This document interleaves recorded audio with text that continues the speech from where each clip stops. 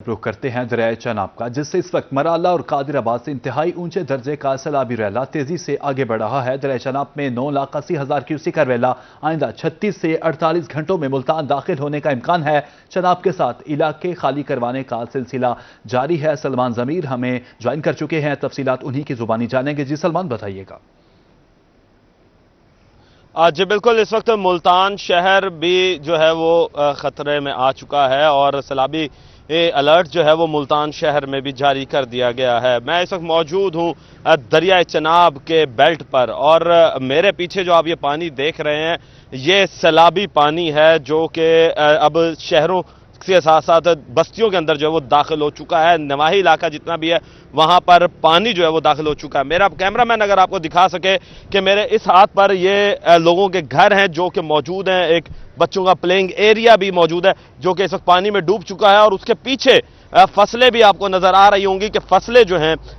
गालिबन शायद गन्ने की फसल लग रही है जो कि इस वक्त डूब चुकी है। और इसी तरीके से अगर सीधे हाथ की तरफ देखा जाए तो यहां पर भी पानी ही पानी जो है वो नजर आता है। हद निगाह हमें देखने को मिलता है तो वो पानी ही पानी है, जबकि अभी भी चनाब दरिया जो है, मैं जिस वक्त जहां पे खड़ा हूं यहां से तकरीबन कोई 3 से 4 किलोमीटर दूर है दरियाए चनाब। यहां से 3 से 4 किलोमीटर दूर होने के बावजूद भी दरिया का जो सैलाबी पानी है वो इस वक्त आबादियों में दाखिल हो चुका है। और इसी के साथ साथ आपको ये भी बताते चले कि आज 9,80,000 क्यूसेक का जो रेला है वो हेड मराला पर दाखिल हो चुका, जो कि अगले 36 से 48 घंटों में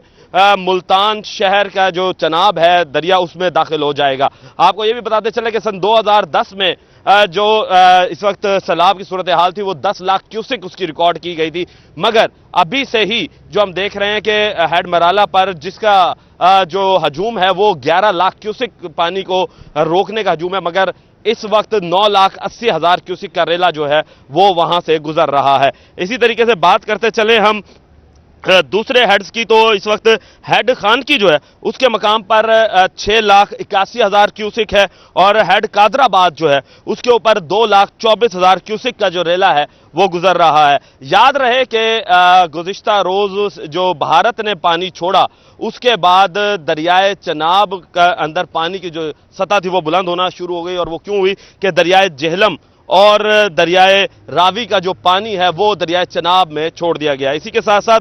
बात करेंगे हम सतलुज के हवाले से, क्योंकि मुल्तान की जो तहसील जलालपुर है उसकी 18 मौजे जो हैं वो दरिया सतलुज से जाकर मिलते हैं, तो वहां पर भी हाई अलर्ट जो है वो जारी है और दरिया सतलुज के आसपास का एरिया जो है वो खाली कराना शुरू कर दिया है। इसी के साथ साथ आपको ये भी बताते चले कि दरियाए चनाब जो है वो मुजफ्फरगढ़ से भी होकर गुजरता है, तो मुजफ्फरगढ़ का एरिया भी हाई अलर्ट कर दिया गया है। वहां पर भी अभी कुछ बंद ऐसे हैं जो कि खस्ता हाली का शिकार हैं। अगर खुदा न खास्ता वहां पर ना देखा गया या वहां पर इंतजामिया की तरफ से तवज्जो ना दी गई तो वो मुजफ्फरगढ़ शहर में भी पानी जो है वो दाखिल हो सकता है। बात करेंगे मुल्तान के हवाले से, तो मुल्तान का दरियाए चनाब का एरिया जो है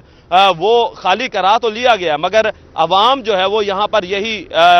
बोलती हुई नजर आ रही कि हमें कोई मुअस्सर जगह नहीं दी गई। जो खुश्क बेल्ट है दरिया के साथ वहां पर ये झोपड़ियों पर रहने पर मजबूर हैं। हमने देखा है कि लोग जो हैं वो कच्ची झोपड़ियां बनाकर, बांसों की और पत्थर की झोपड़ियां बनाकर उस पर रहने पर मजबूर है, मगर अब